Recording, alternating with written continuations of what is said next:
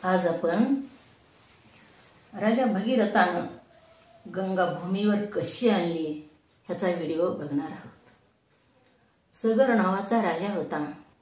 त्याला 2 पत्न्या होत्या। एकीचं नाव सुमती होतं। तिला 60,000 पुत्र होते। ही सुमती अहंकारी होती आणि हिचे पुत्रही उत्पाती होते। दुसरी जी पत्नी होती कौशिकी नावाची, तिला एकच पुत्र होता, त्याचं नाव आशुमंजस। हा मात्र सद्गुणी होता। एकदा वर ऋषीच्या सांगण्यावरून सगर राजाने यज्ञ करायचं ठरवलं आहे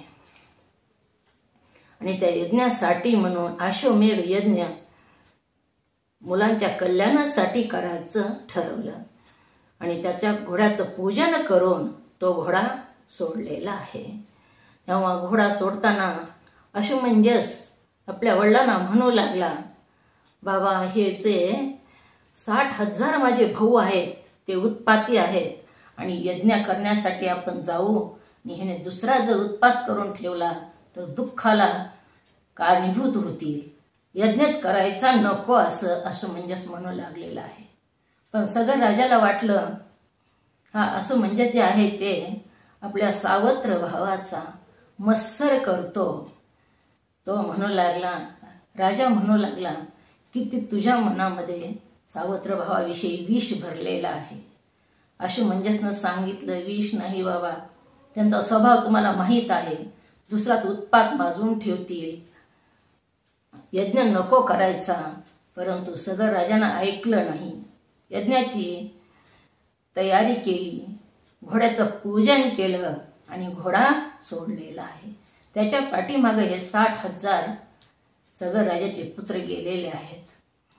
हे ज्या राज्यातून घोडा जातो त्या राज्यातले राजा जर यज्ञाला मदत करणार असेल तर घोडा धरत नसतो आणि पुढे गेला, ज्याला राजाला मदत करायची नाही यज्ञाला ते घोडा बांधून ठेवतात। अशा प्रकारे हे घोडा फिरत फिरत फिरत सगळे राज्य करत गेलेला आहे। जवळजवळ 1 वर्षाचा काळ लोटलेला आहे आणि ते 60,000 पुत्र परत येईल असा समाचार आला आणि सगळीकडे आनंदी आनंद झालेला आहे। त्यांची स्वागताची तयारी सगर राजा करू लागलेला आहे। तेवढ्यामध्ये नारद मुनींनी इंद्राला जाऊन सांगितलेलं आहे सगर राजा यज्ञ करतोय म्हणून। इंद्राला वाटलं कशा करता यज्ञ करतो, माझ्या इंद्र पदासाठी तर यज्ञ करत नसावा, म्हणून इंद्रानं तो घोडा चोरला आणि कपिल मुनीच्या आश्रमात नेऊन बांधला।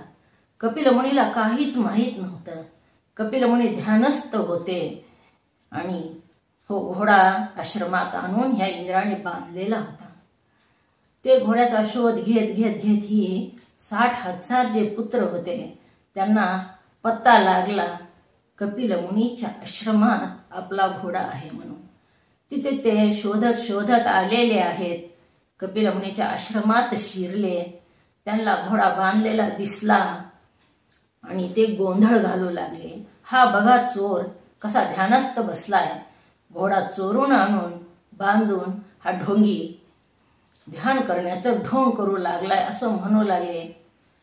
त्यांच्या गोंधळामुळं कपिल मुनीचं ध्यान विसर्जित झालं आणि कपिल मुनी म्हणू लागले, तुम्ही कोण आहात आणि माझ्या मठात असे कसे शिरलात?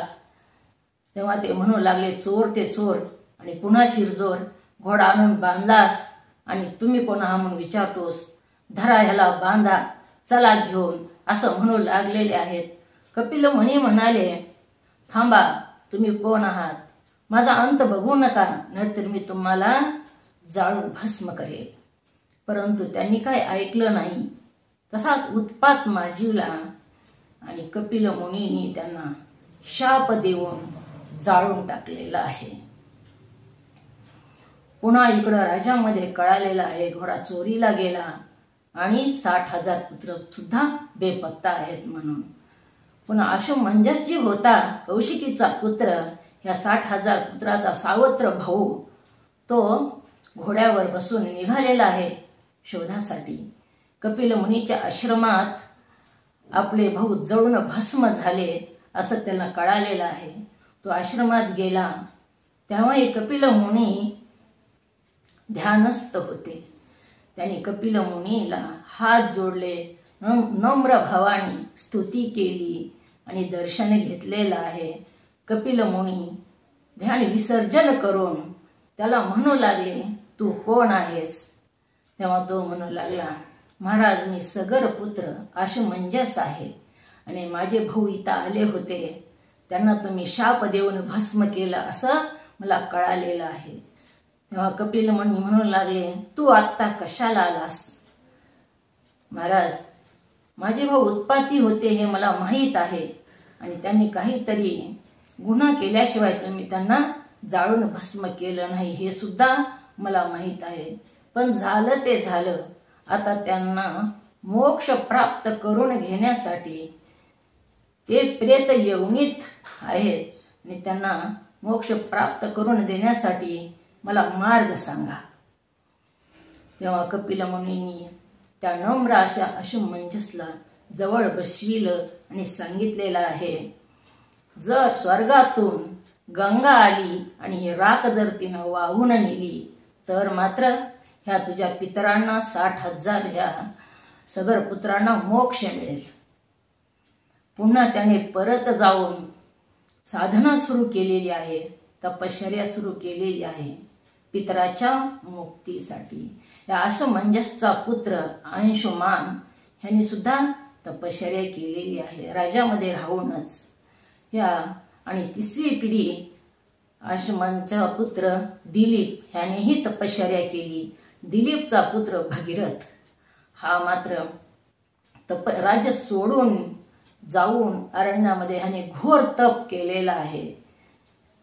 ब्रह्मदेवाचं तपश्चर्या केली. ब्रह्मदेव प्रगट झाले आणि गंगा माया मला द्या माझ्या पूर्वजासाठी उद्धार करण्यासाठी असं ब्रह्मदेवाला तो भगीरथ म्हणू लागलेला आहे.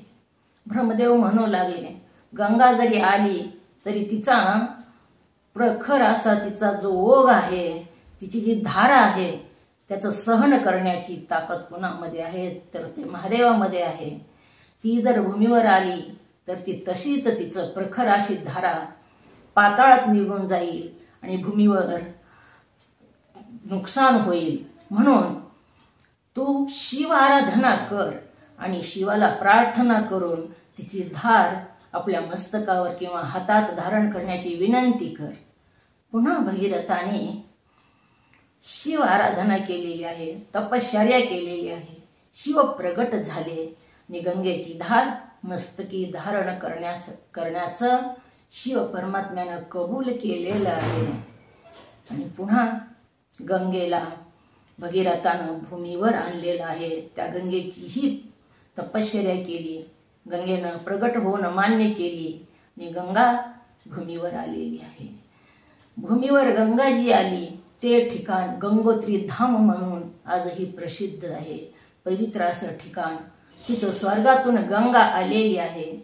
तिथून भगीरथाचा रथ पुढे जाऊ लागलेला आहे आणि गंगा त्याच्या मागं जाऊ लागलेली आहे. भगीरथ पुढे गंगा मागे असं जात जात जात असताना हजारो किलोमीटर, हजारो मैल असं ते दूर गेलेले आहेत. रस्त्यामध्ये जान्हव ऋषीचा आश्रम लागला आणि ते जान्हव ऋषी तिथं यज्ञ करत होते. त्यांची त्या गंगेमध्ये यज्ञ सामुग्री वाहून जाऊ लागली. यज्ञाचे होम विझू लागले म्हणून त्या जान्हव ऋषींनी ती गंगा पिऊन टाकली. पुन्हा भगीरथ म्हणू लागला गंगे गंगे म्हणून हाक मारू लागलेला आहे. भगीरथाला लक्षात आलं जान्हव ऋषींनी गंगा पिऊन टाकलेली आहे म्हणून. भगीरथानं जान्हव ऋषीची विनंती केली, नम्र होऊन माझ्या पूर्वजासाठी मला गंगा पाहिजे आणि तुम्ही द्या असं विनंती केल्यामुळं पुन्हा त्यांच्या जांघेमधून गंगा निघाली आणि पुढचा प्रवाह सुरू झाला. तिला जान्हवी नाव प्राप्त झालेलं आहे. ती गंगा प्रयाग क्षेत्रामध्ये गेली. तिथून पुढे वाहत वाहत ती गंगा कपिल मुनीच्या आश्रमात त्या 60,000 सगर पुत्रांचा उद्धार करून पुढे सागराला मिळालेली आहे. हेच पवित्र असं ठिकाण गंगासागर आहे। आणि ह्या गंगासागराच्या ठिकाणी मकर संक्रांतीच्या दिवशी महामेळा भरतो। लाखो भाविक तिथं येतात, स्नान करतात आणि धन्य होतात। गंगा तर पवित्र आहेच, सगळीकडेच दुरून सुद्धा गंगा गंगा गंगा 3 वेळेस जर म्हणलं तर गंगा दोष हरण करते। परंतु विशेष करून हरिद्वार, प्रयाग आणि गंगासागर या ठिकाणी स्नान केल्याने महादोषाची निवृत्ती होते आणि प्रखर असं पुण्याची प्राप्ती होते असं शास्त्र सांगतं। म्हणून हे गंगासागर ठिकाण पवित्र आहे। तिथे अनेक आबाल वृद्ध तरुण सगळे येऊन ह्या संक्रांतीच्या पर्व काळावर स्नान करतात आणि आपल्या दोषातून मुक्त होतात। 12 महिने तिथे जास्त गर्दी नसते, पण संक्रांतीच्या वेळेस मात्र लाखो भाविकाचा तिथं मेळा भरतो। तिथं कपिल मुनीची सुंदर अशी मूर्ती आहे। त्या कपिल मुनीच्या उजव्या बाजूला भगीरथाला काकाला घेऊन गंगा उभी आहे। डाव्या बाजूला सगर राजा आहे। भगीरथाच्या उजव्या बाजूला कमंडलू आहे, ती गंगेचं स्वरूप आहे आणि हातामध्ये माळ आहे, ती मोक्षाचं प्रतीक आहे। तिथं हनुमंताचं मंदिरही आहे आणि असं प्रकारे हे पवित्र पावन ठिकाण आहे। ही गंगासागर ठिकाण आहे आणि संक्रांतीला इथल्या दर्शनानं, इथल्या स्नानानं अनेक पापापासून माणूस मुक्त होतो आणि मोक्षापर्यंत पोहोचतो। असं हे गंगासागर तीर्थ आहे।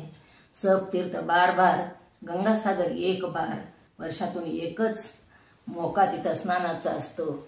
असं हे गंगासागराचं महत्त्व आहे। भगीरथाने आपल्या पूर्वजासाठी गंगा आणलेली आहे। माझा जर व्हिडिओ तुम्हाला आवडला तर सबस्क्राईब करा, लाईक करा।